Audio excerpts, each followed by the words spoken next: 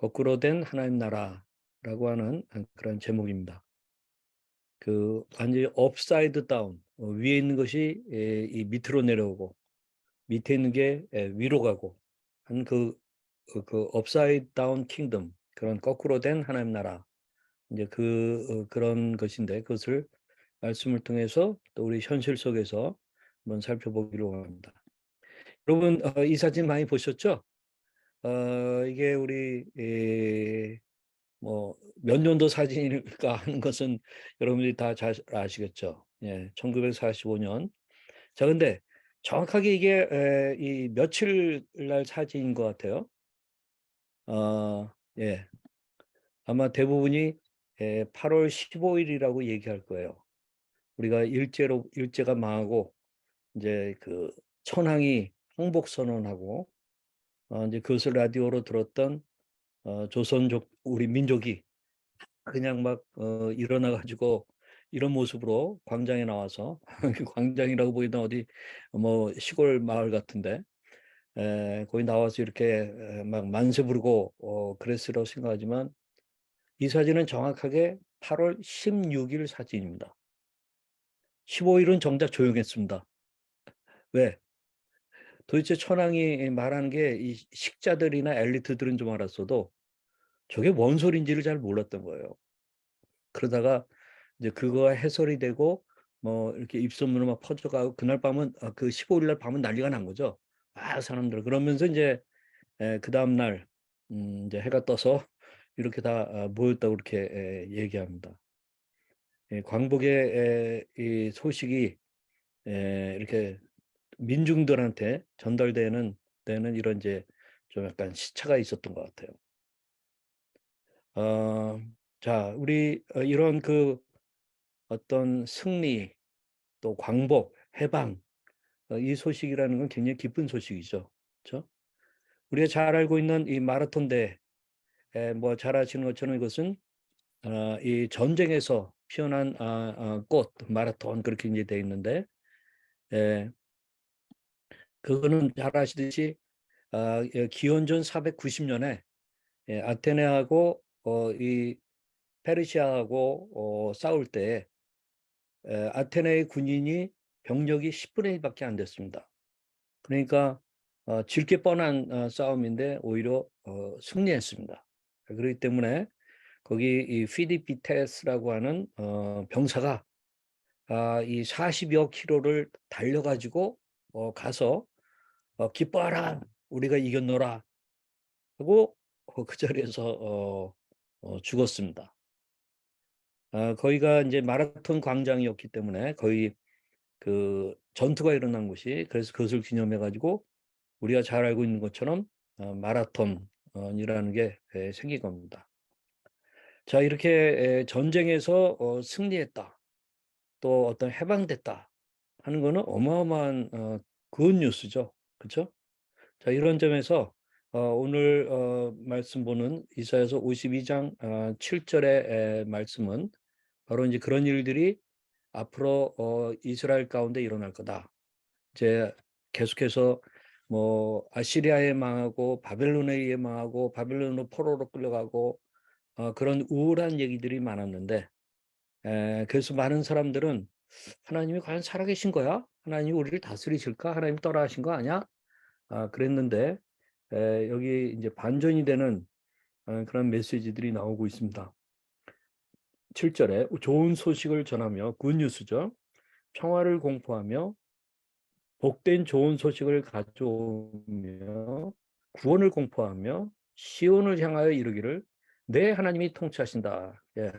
하나님이 떠났다라고 생각하고 있는 사람들에게 아니다, 내 하나님이 통치하신다, 그런 이 메시지가 조지는, 그런 통치하신다는 자의 산을 넘는 발이 어찌 그리 아름다운가 하면서 그 복된 소식을 이제 막 산을 넘어 뛰면서 전달하는 그 장면이 떠오릅니다.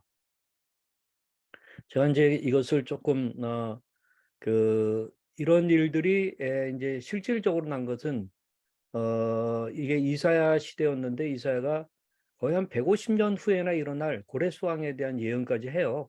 그 믿어지지 않죠. 근데 실질적으로 에스라서 1장에 보면은 그 일이 일어나서 이스라엘 백성들이 이제 예루살렘으로 돌아가고 다시 성전을 짓게 되고 하는 일들이 일어나게 된 것입니다. 그러니까 이거 얼마나 복된 소식이겠어요. 그래서 제가 이제 그 바이블 프로젝트에 보면은 그 하나님 나라의 복음이라고 하는 영상이 있는데 그 영상이 너무 좋더라고요. 여기 보면은 이제 이 복된 소식을 갖고 뛰는 그런 장면이 나와요. 그래서 도달했을 때는 그 발이 이렇게 아주 상처투성이지만 아름다운 발로 얘기를 합니다. 왜? 바로 아름다운 메시지가 있기 때문에 그런 것입니다. 그러니까 아름답도다 좋은 소식을 전하는 자들의 발이요. 그래서 아무리 막 고생하고 막 이 다리가 막 퉁퉁 붓고 발이 찢어지고 피가 나고 그랬지만 그 좋은 메시지를 전달하는 그 발이기 때문에 그 아름다운 발로 이렇게 이제 얘기가 되고 있습니다. 자, 이것이 우리 성경의 아주 중요한 우리 굿뉴스 복음 이거든요.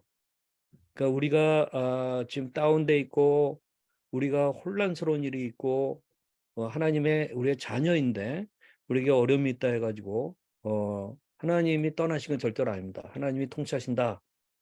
그 통치에 걸맞는 어떤 일들이 일어날 것이다 하는 것을 믿는 것은 우리 하나님의 자녀들에게 엄청나게 복된 소식이라고 생각합니다. 그래서 여기 이사야서 52장에 복된 좋은 소식을 가져오며 구원을 공포하며 시온을 향하여 이르기를 내 하나님이 통치하신다 하는 자의 산을 넘는 발 하면서 그게 얼마나 아름다운가 하고 이야기하고 있습니다.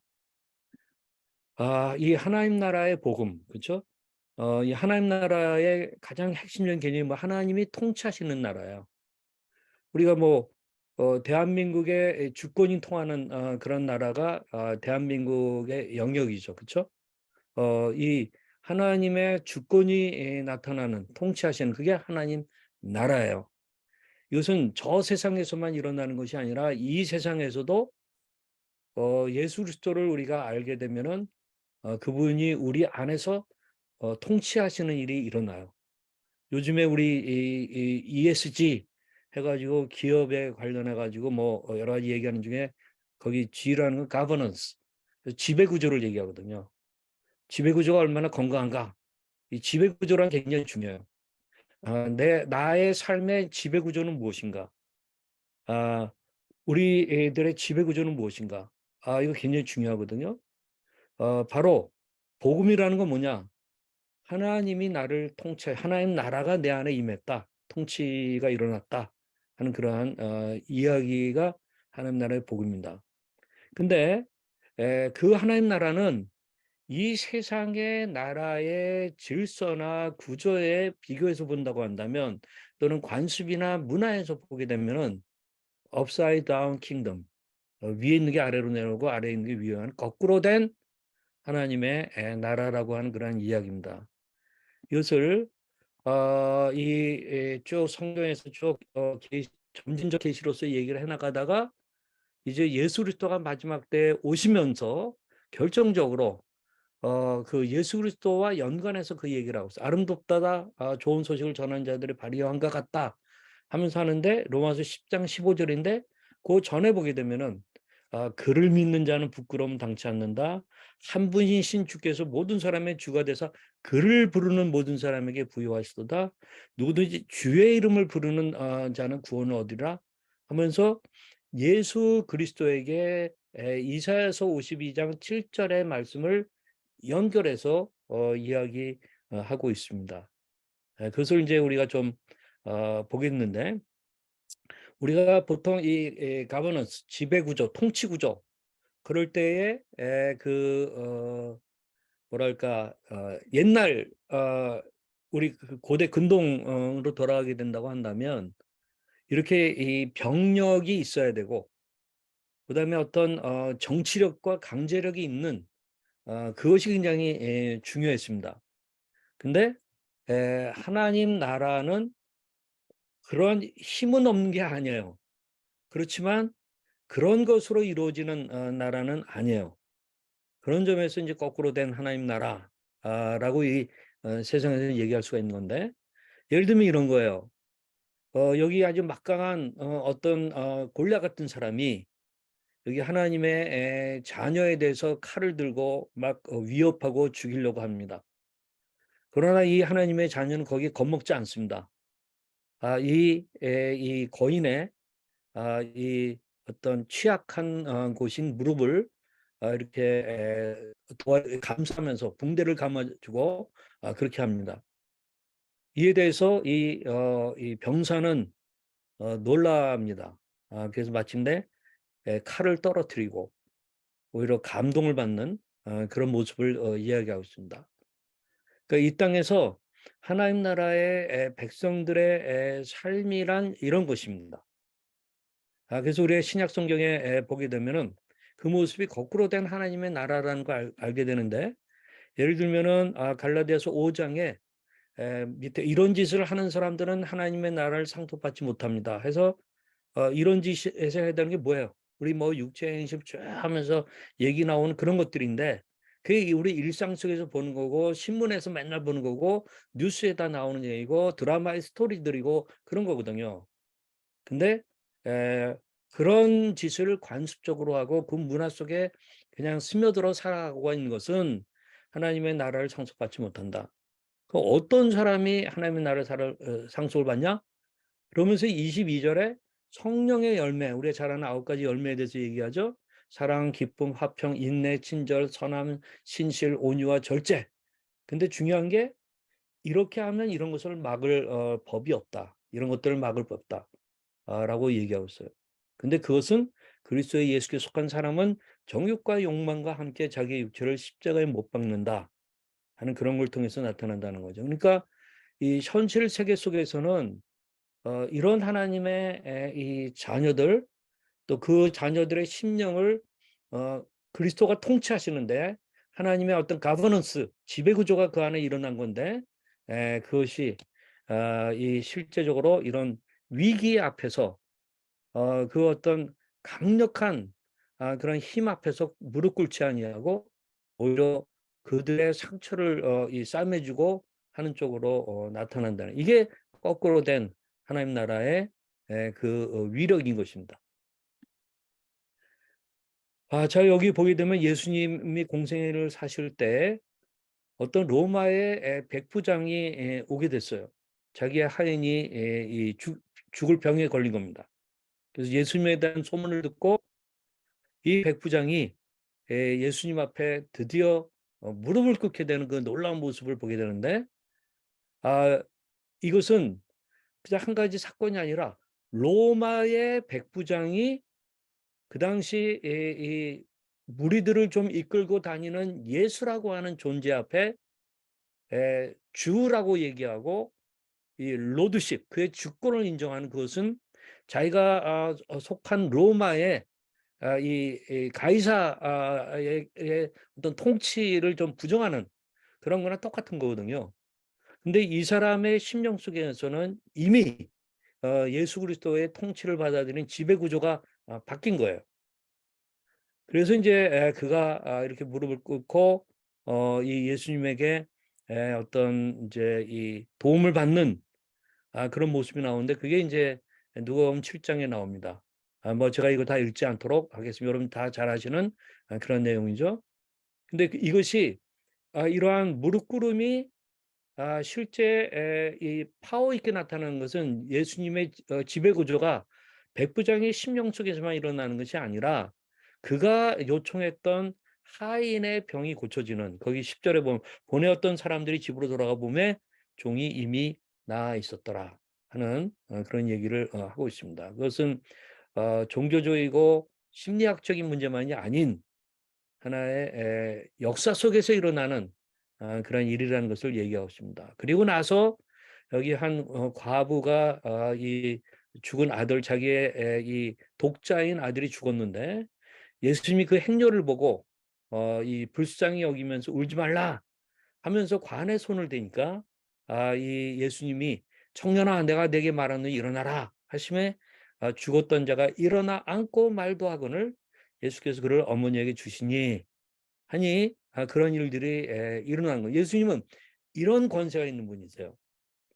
근데 그 권세를 가지고 자기 배를 불리우고 자기의 어떤 세력권을 형성하고 하는 이 세상에서 뭐 대형 병원 짓고 그러면서 뭐 엄청난 이 돈을 벌고 뭐 이럴 만도 한 그런 치유의 능력을 갖고 계신 분인데 전혀 그러지 않았어요.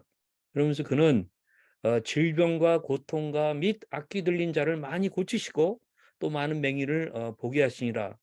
예수께서 대답하여 이르시되 너희가 가서 보고 들은 것을 요한에게 알리되 맹인이 보며 못 걷는 사람이 걸으며 나병 환자가 깨끗함을 받으며 기먹은 사람이 들으며 죽은 자가 살아나며 가난한 자에게 복음이 전파된다 하라 하는, 이것은 소위 강력한 통치권을 갖고 있는 그 당시에 이 왕들이 하는 일이 아니에요. 그런 점에서 이것은 거꾸로 된 그 하나님 나라의 전형적인 모습을 예수님이 보이시는 겁니다. 세례 요한이 예수님에 대해서 조금 이제 기다리다가 과연 맞습니까? 내가 기다릴 분이 당신입니까? 하고 이제 제자들 통해서 물었거든요. 그랬더니 예수님이 이렇게 가서 얘기하라 하면서 28절에 보면은 여자가 낳은 자 중에 요한보다 큰 자가 없도다. 그러나 하나님의 나라에서는 극히 작은 자라도 그보다 크니라 하면서 하나님의 나라에서는 그 하나님의 나라가 이제는 구속사에서 마지막 때에 아주 그냥 예수님이 오심으로써 놀랍게 펼쳐지는 그 시대, 그때는 구약의 마지막 선지자라고 얘기할 수 있는 세례 요한이 큰 자지만 그러나 하나님의 나라에서는 극히 작은 자다 하면서 얘기를 하고 있어요. 근데 그 25절 앞에 보면 너희가 뭘 보러 갔냐? 부드러운 옷을 입은 사람이냐? 보라 화려한 옷을 입고 사치하게 지내는 자는 왕국에 있느니라 하면서 그 당시에 세력을 갖고 있는 사람들의 의상이라든가 그들의 사는 라이프 스타일이라든가 하는 거하고는 지극히 대조되는 거꾸로 된 하나님 나라의 모습을 실제 예수님이 보여주신 거예요. 그렇게 되니까 여기 30절에 바리새인과 율법사들은 그의 세를 받지 아니하면 그들 자신을 위한 하나님의 뜻을 저버리니라 하면서 이제 예수님에 대해서 죽일 생각을 하게 되고 실제로 예수님을 죽이기까지 하신 것이죠. 그래서 이제 이 로마의 군사를 일으켜 가지고 예수님이 결국은 이 죽게 되는. 근데 여기 보면은 예수님의 가시면류관을 씌우고 이건 조롱하는 식으로 한 거죠. 네가 유대인의 왕이라 하는데 그래 너 유대인의 왕이야. 근데 이 가시면류관을 씌우는 거예요. 그리고 무슨 이 자주색 옷을 또 거기다 입혔어요. 왕을 상징하는 거거든요. 일종의 대관식이에요. 근데 여러분 아셔야 되는 것은 예수님이 힘이 없어서 이렇게 그냥 할 수 없이 당한 것이 아니라 이것을 당하기 위해서 예정된 그 길을 가시는 거예요. 왜? 업사이드 다운 킹덤, 하나님의 나라를 이 땅에 몰고 오는 데의 그 길은 예수님이 하나의 전령이실 뿐만 아니라 예수님 자신이 희생제물이 되어야 되고 예수님이 그러한 십자가를 져야 되는 그것이 하나님의 뜻이고 예수님 거기에 자발적으로 순종하신 거예요. 그렇기 때문에 예수님 마침 높이 들리셨죠? 들리셨는데 그것은 하늘 보좌에 들리신 것이 아니라 십자가에 들린 거예요. 그러면서 그 발에는 이렇게 못이 박혔어요. 아름다운 소식을 전하는 전령의 메시지일 뿐만 아니라 그 자신이 희생제물이 되어 가지고 그 복음의 그러한 어떤 발로서 이런 피를 흘리셨다고 하는 얘기인데 이 일은 왜 일어나는 것이냐? 바로 여러분과 저와 우리 인간의 죄악 때문에 막힌 하나님과의 관계를 푸시는 그 일을 위해서 이렇게 하셨다고 하는 얘기고, 그래야 하나님의 통치가 이루어지는 하나의 그 단초가 만들어지기 때문에 이렇게 하시는 거죠. 근데 여기서 그럼 예수님이 십자가에서 이렇게 비참하게 죽으심으로써 끝이 난 건가? 그게 아니죠. 여기 보게 되면은 이 갇혀있던 무덤에 이 돌이 굴러져 있고 예수님은 이 자리에 안 계셨습니다. 그리고 천사를 통해서 이 두 여인은 살아나셨다 하는 것을 듣게 되고 그 기쁜 소식을 증거하기 위해서 예루살렘을 막 달려가는 또 하나의 아름다운 발들이 여기에 보입니다. 그리고 예수님은 그들을 만나 주셨고 그들에게 성령을 부으셨고 그다음에 그들로 하여금 그 아름다운 소식을 전하는 그런 사람들이 되게 하는 그런 일들이 있는 것이 이게 복음서에 나오는 소식이고 스토리고 사도행전에 나오는 스토리인 것을 여러분들이 다 아실 것입니다. 그래서 좋은 소식을 전하며 평화를 공포하며 복된 좋은 소식을 가져오며 구원을 공포하며 시온을 향하여 이르기를 내 하나님이 통치하신다는 자의 산을 넘는 발이 어찌 그리 아름다운가. 그래서 하나님이 통치하신다. 하나님의 지배구조에 대해서 크리스천이란 뭐냐? 그 지배구조가 바뀐 사람들이에요. 내가 이 나를 지배했는데 또는 사탄에 의해서 지배를 당했는데 내가 예수 그리스도를 믿음으로 말미암아 내 안에 하나님이 통치하시는 일이 시작된, 우리 마치 이게 어떻게 보면은 집의 등기가 주인이 바뀌어 버리는 일과 똑같은 그런 법적인 의미가 있는 거예요. 그래서 하나님이 나를 통치하신, 근데 그 하나님의 통치는 너무나도 놀라워요. 그리고 이 세상에 오히려 반하여서 거꾸로 된 하나님의 나라를 실천할 수 있는 놀라운 힘을 주세요. 그 여유를 주세요. 그 사랑을 주세요. 그래서 하나님 나라의 이 복음, 이것을 여러분들이 이미 믿으시는 줄을 압니다. 그리고 이 메시지를 받아들이기를 원합니다. 근데 그 하나님 나라는 이 세상의 질서하고는 전혀 다른 거꾸로 된 하나님의 나라라는 얘기입니다. 근데 여러분들이 지금 교회 생활들을 다 하시고 또는 교회를 다녀본 분들도 있고 교회는 안 다녀도 교회에 어떤 이미지가 있는데 오늘날의 교회가 과연 거꾸로 된 하나님의 나라를 반영하는가?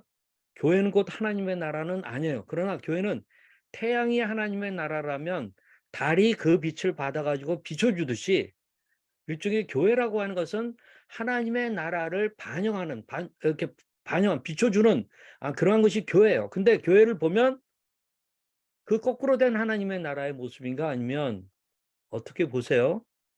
우리 한국 교회가 다 그렇다고 저는 얘기하지는 않지만 그렇지 않은 그런 경우도 굉장히 많아요. 저는 오늘날의 교회는 거꾸로 된 하나님의 나라가 다시 세속화되어 가지고 거꾸로 된 교회가 된 게 아닌가 하는 생각을 가져요.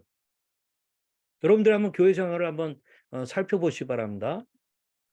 제가 이제 이 정품교회라고 하는 이제 책을 쓴 거가 정신적 약자와 정서적 약자를 품는 교회에서 정품교회예요. 그걸 품는다 해가지고. 그래서 이제 이 정품교회의 한자는 뜻정자를 써가지고 정품교회예요. 근데 제가 성경을 보게 되니까 정신적 약자와 정서적 약자를 품는 게 바를 정을 써야 될 정품교회, 이게 바로 정품교회예요. 여러분도 한번 이 데살로니가전서 5장에 보면은 뭐 잘 알죠? 항상 기뻐하라, 쉬지 말고 기도하라, 범사에 감사하라. 뭐 이것이 그리스도 예수 안에서 너희를 향하신 하나님의 뜻이니라, 우리가 다 외우기도 하고 그래요. 근데 요 말씀 바로 직전에 나오는 그 말씀 아시나요? 그 말씀이 뭐예요? 요 말씀 직전에 나오는 거. 14절, 15절 보세요. 여기 보면은 형제들아 너희를 권면하여 게으른 자들을 권계하며 마음이 약한 자들을 격려하고 힘이 없는 자들을 붙들어주며 모든 사람에게 오래 참으라. 삼가 누가 누구에게든지 악으로 악을 갚지 말게 하고 서로 대하든지 모든 사람을 대하든지 항상 선을 따르라. 여기 특별히 마음이 약한 자들을 격려하고 힘이 없는 자들을 붙들어주며, 이것이 정상적인 교회, 이게 거꾸로 된 하나님의 나라를 반영하는 정품교회, 바를정의 또 바른 교회의 모습인 거예요. 근데 실질적으로 우리 교회 생활을 하다 보면은 마음에 약한 자들이 격려받습니까? 아니면 무시당합니까? 힘이 없는 무력한 자들이 힘을 얻습니까? 아니면 그 힘을 빼앗습니까? 저는 그런 점에서 한국 교회를 말하기에 좀 자신이 없어요. 그 얘기는 왜 그런가? 여러분, 그래서 저는 한국 교회가 이 바를정의 정품교회여야 됐는데 오히려 하나님의 뜻의 관점에서는 반품돼야 될 교회의 모습이 아닌가 하는 생각을 가질 때가 많아요. 즉 거꾸로 된 하나님의 나라가 다시 거꾸로 된 교회가 돼버렸다고 하는 그런 이야기입니다. 세속화로. 자, 그 일이 왜 일어나는가? 제가 가장 존경하는 지역교회 담임 목사였다면 고든 코스비라고 하는 미국 워싱턴에 있는 세이비어 교회 개척자이고, 이분은 얼마 전에 돌아가셨는데요. 이분이 이런 얘기를 해요. 영혼의 미끄러짐이라는 말을 써요. soul slippage 해가지고, 원래 슬리피지라는 거가 주식이나 금융에서 나오는 그 괴리라고 하는 거예요. 그런 차이가 있는 걸 말하는데, 그런 영혼 미끄러져서 어떤 괴리감이 생긴 걸 말해요. 영혼의 괴리의 미끄러짐에 대해 하는데 이런 얘기를 합니다. 영혼은 교회나 제도 안에서 쉽게 떠나가 버립니다. 당신이 이 장소들의 어떤 곳으로 갔을 때 성령이 떠나버린 것을 발견합니다. 쉐키나 하나님의 영광과 현존은 사라집니다. 지옥교회가 그의 영혼을 잃어버릴 때 그것은 평범함으로 미끄러져 들어가서 생명을 줄 수 없습니다. 교회가 그의 영혼을 잃어버리기 시작할 때 보통 사람은 그것을 알지 못합니다. 그 영혼을 볼 수 있는 비범하고 깊은 지혜를 가지고, 그래서 우리가 그 영혼을 볼 때 그 영혼을 되찾는 것은 형언할 수 없을 만큼 값진 것입니다. 자, 우리가 교회 생활을 좀 하다 보면은 이 소울 슬리피지, 영혼의 미끄러짐의 어떤 증상에 빠지기가 쉽다는 거예요. 근데 그것을 분별하기가 참 어려운데 분별하는 사람들이 있다는 거예요. 늘 깨어 있고 늘 그런 깨끗한 사람들과 같이 교제를 하고 있고 그렇다는 얘기예요.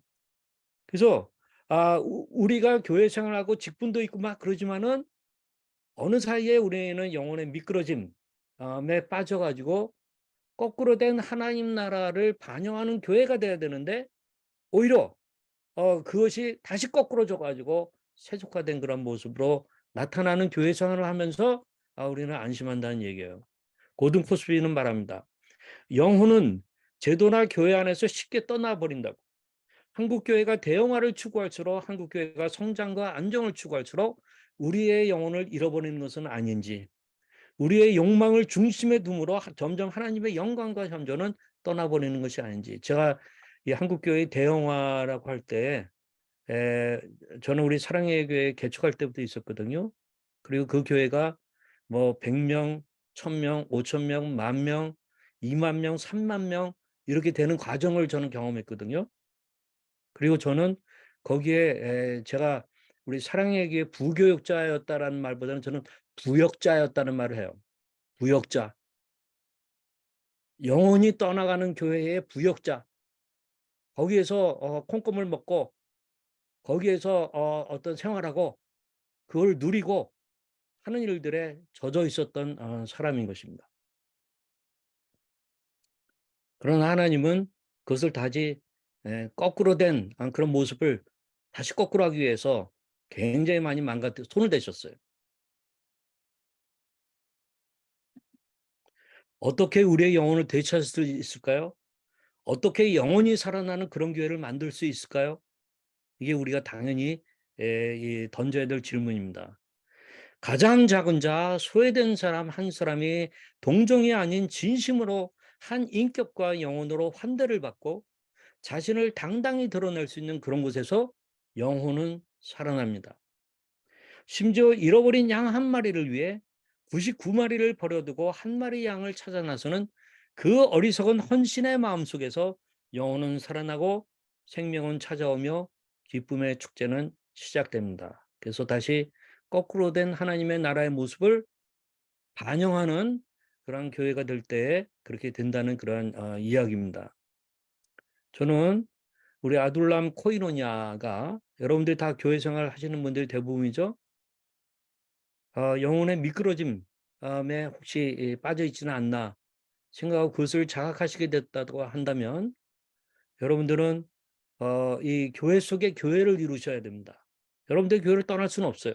이미 많은 관계들이 있어요. 또 거기 사명도 있어요. 교회 속에 교회가 되어가지고